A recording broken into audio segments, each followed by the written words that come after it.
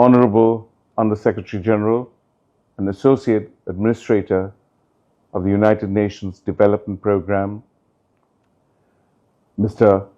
Haoliang Zhu, Honorable Ambassadors, esteemed rule of law practitioners, colleagues, and dear audience in New York and online. I am honored to address you at the opening session of the 25th Annual Meeting on Rule of Law and Human Rights at a critical time for my country, Bangladesh, where I have the distinct honor to serve as the Chief Justice since August 2024.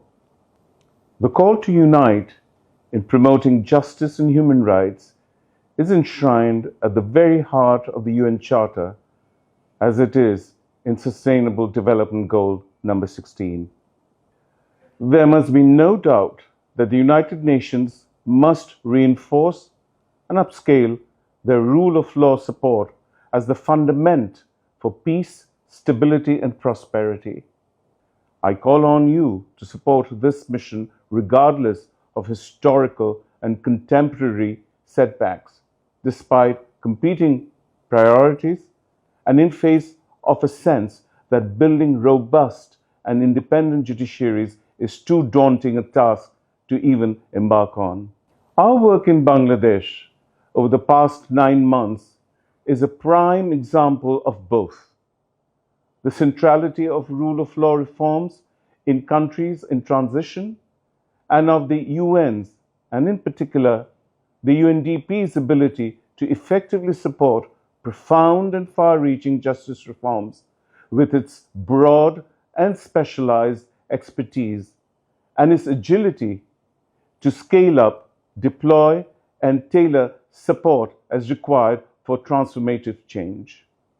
In Bangladesh, the July-August 2024 revolution led to the ousting of the previous regime and the appointment of an interim government led by Nobel laureate Professor Muhammad Yunus. Student-led protests featured an unprecedented uprising of the youth against injustice, arbitrariness, and oppression, and the stark vindication of justice.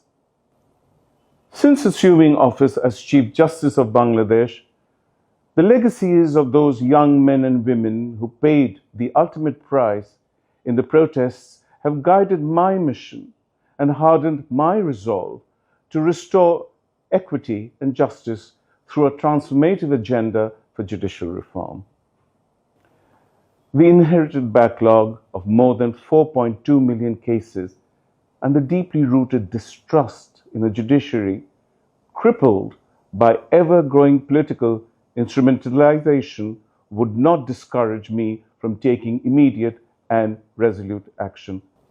At its core, our reform roadmap aims at building judicial independence and efficiency.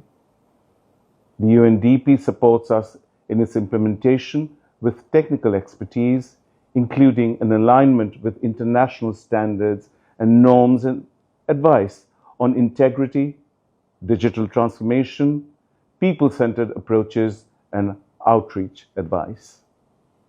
Together with a growing number of international partners, including the EU, the UK, and Sweden, UNDP also supports the convening of countrywide judicial discussion on judicial independence.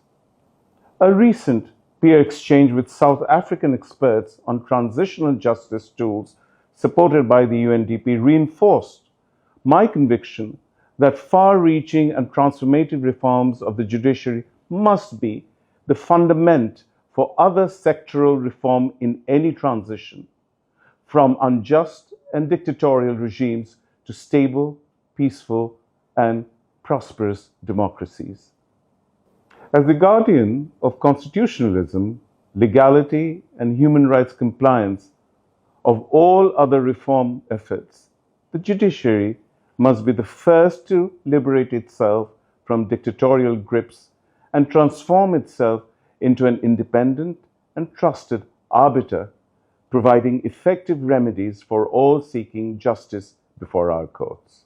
Ladies and gentlemen, inasmuch as Bangladesh must be an example of a transition towards a better future, our resolute pursuance of justice reform in volatile and challenging circumstances must remain a pillar of hope for all Bangladeshi men and women, that the promise of fundamental reforms towards a peaceful, stable, more equal, and prosperous future is being kept.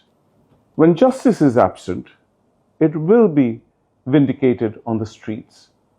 Reinstating justice leads us to peace, stability, and the promotion of human rights. I am grateful to the United Nations and in particular to the UNDP country office, the regional hub, and the global team for the unwavering support we received in justice and human rights reforms. I hope my address will inspire your deliberations in this annual meeting and reinforce your conviction to promote justice and the rule of law globally. Thank you for the opportunity to address you and to send my greetings from Dhaka.